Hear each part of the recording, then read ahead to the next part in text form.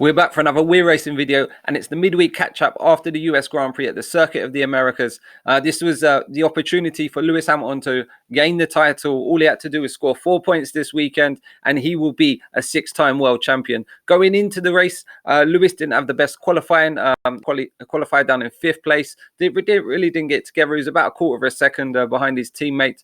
And yeah, it looked like an uphill task this weekend for Lewis. Wasn't really confident in the car, but a great performance for Valtteri to put it on the front row in front of the Ferraris and the fast-charging Red Bull as well, who was just there, which was Max Verstappen. So Domenicali, early in the Grand Prix weekend, he said about the high concentration on the car and this kind of surface. The Austin has been heavily criticized for the decline of it, the bumps now that are there, and there's going to be a big renovation over the winter is predicted. So in the strategies, it was looking good for the one stop. The two stop would look quick as well. He could be a bit more aggressive with it, but a lot of unknowns who was going to do what, because in Q2 the top teams, they qualified on the medium tire, and we saw the likes of the McLarens and the Renaults. They was using the softer compound to just get through Q2.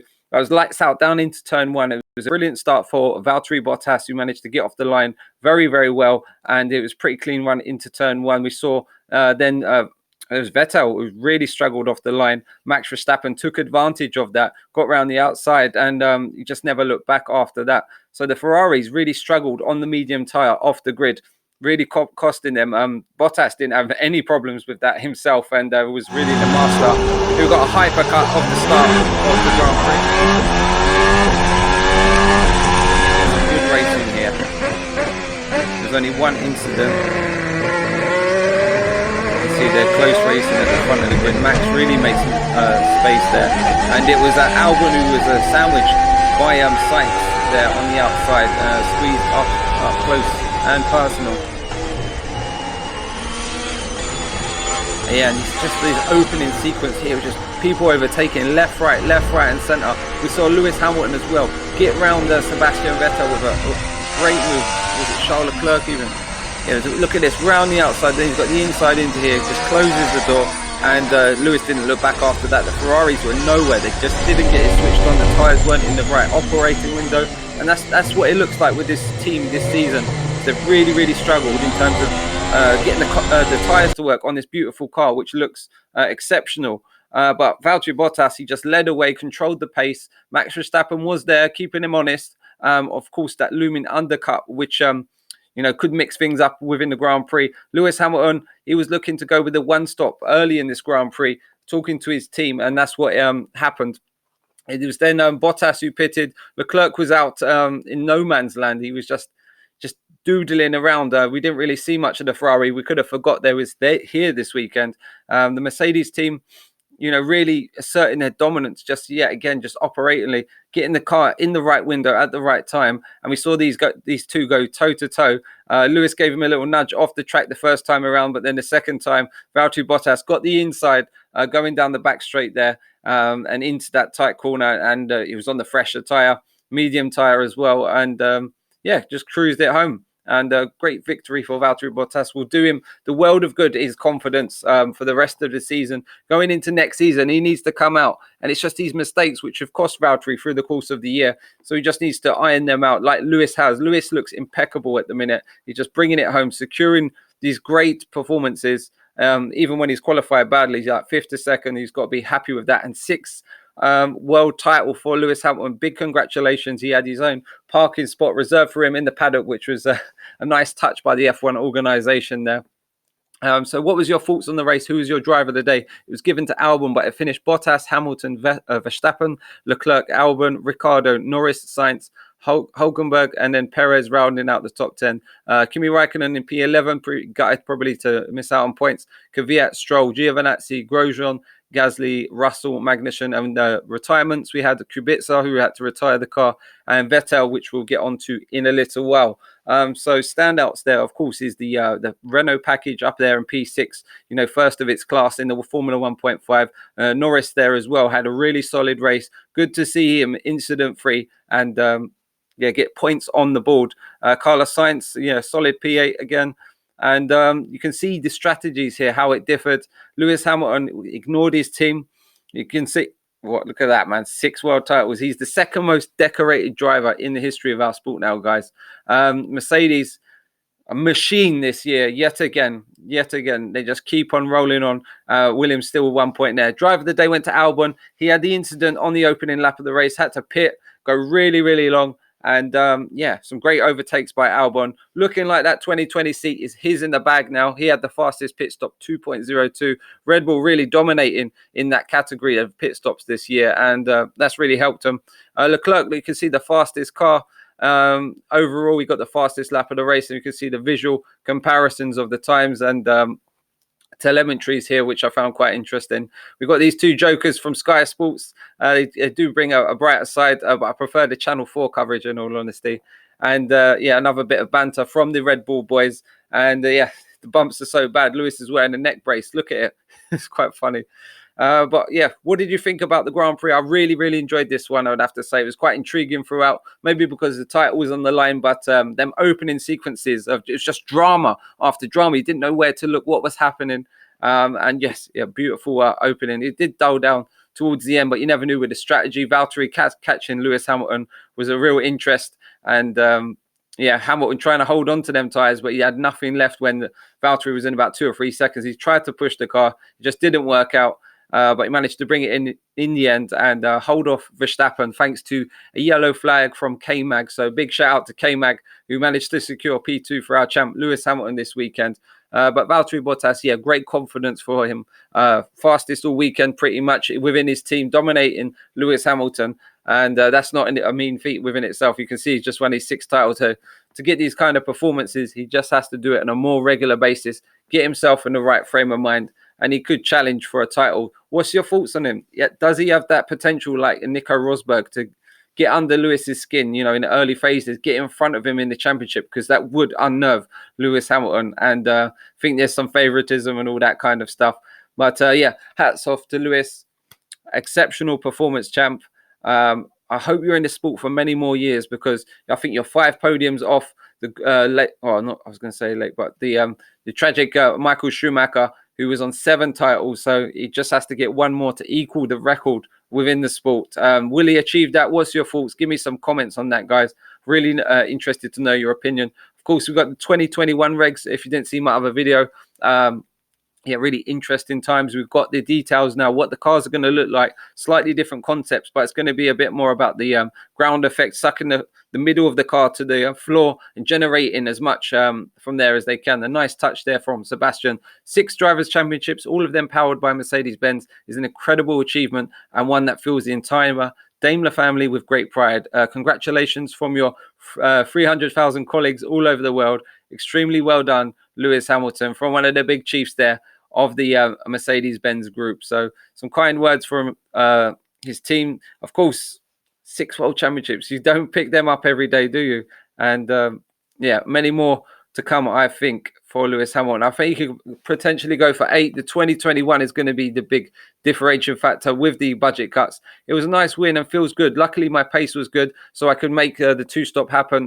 That was not planned initially. Congrats to Lewis. It personally failed on my target this year of the World Championship, of course. There's always next year. He deserves it, and he does. Lewis Hamilton deserve it. Just flawless in terms of mistakes. Only a couple that I can note. So it's overwhelming. It's such a tough race today. Huge congratulations to Valtteri. My dad told me that when I was 6 or 7 years old, never give up. And that's the kind of the family motto. So a big thank you to all of the team LH around the world. So really feeling it. He's been down in the dumps. It's been a hard year for him. Losing the likes of Niki Lauda. I know Antoine Hubert's accident really, made him sort of think about his future in the sport. Was he doing the right thing? Moving on to Ferrari, started P2, P4 on the grid, looking promising, but they were just never there. They just got a 4th place for Charles Leclerc, who really struggled himself. We forgot about Ferrari this weekend, and that's been the case. They've been showing great potential, getting these pole positions and just not converting them.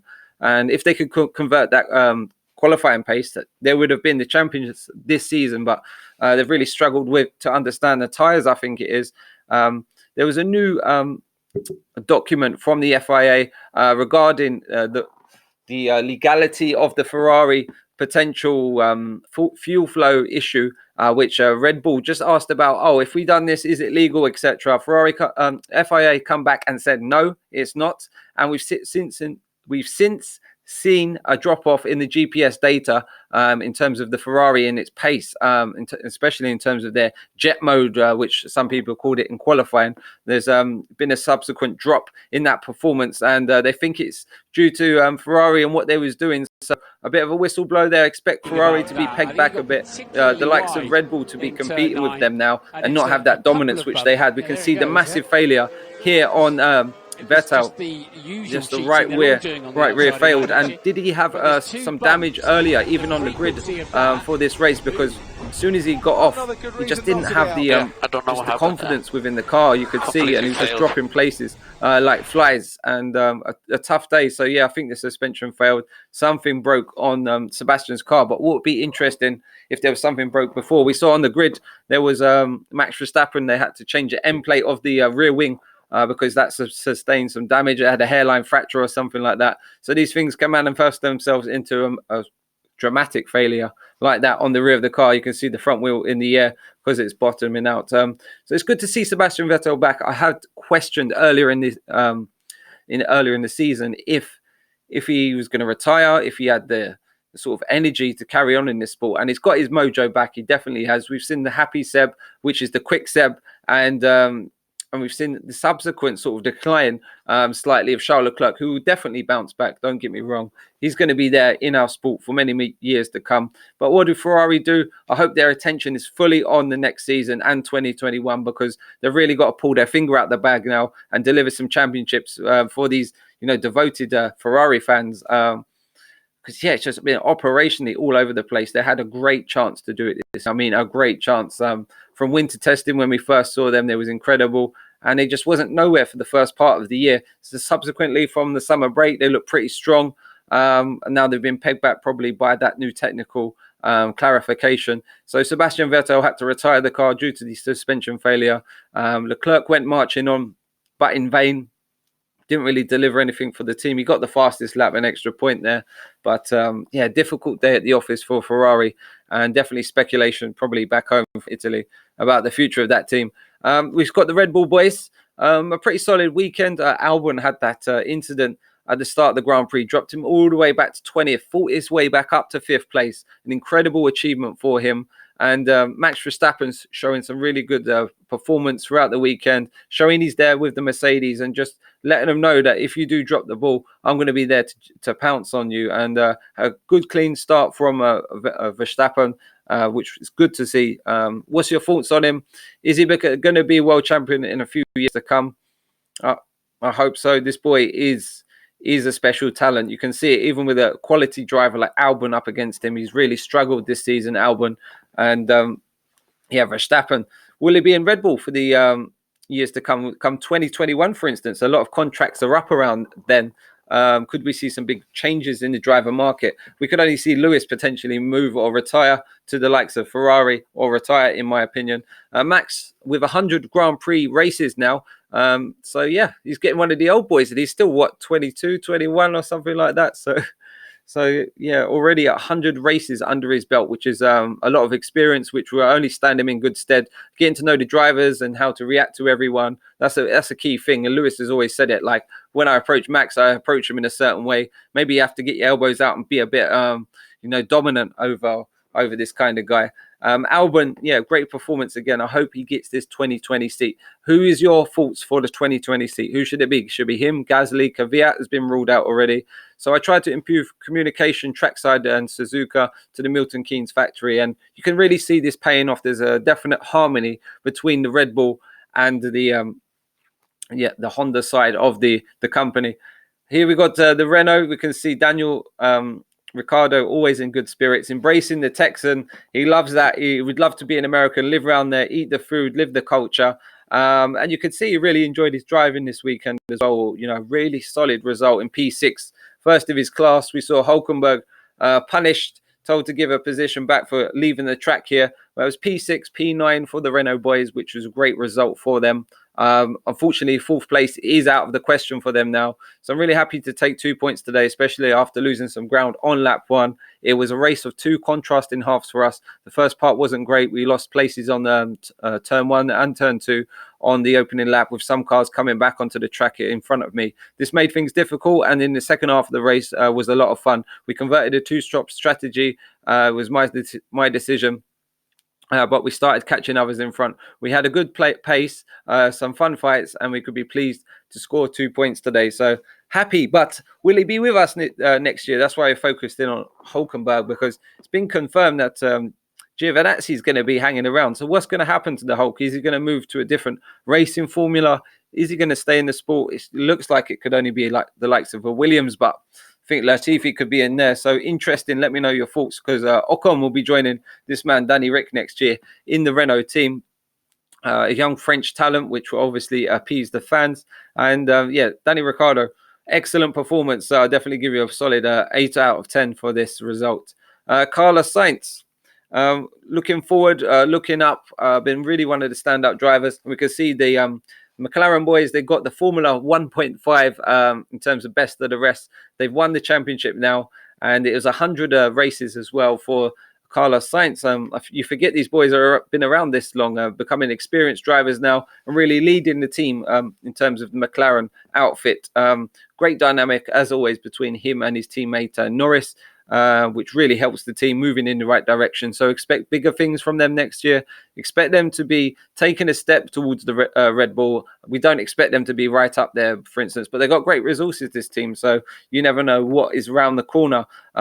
Norris did struggle with Daniel Ricciardo throughout the Grand Prix. I think that was just the racecraft and race experience of Daniel Ricciardo paying off. I don't think it was in terms of the car. I think the McLaren is the quicker car over the course of a race. But it was interesting to see Norris actually getting some racing with this great talent of Daniel Ricciardo.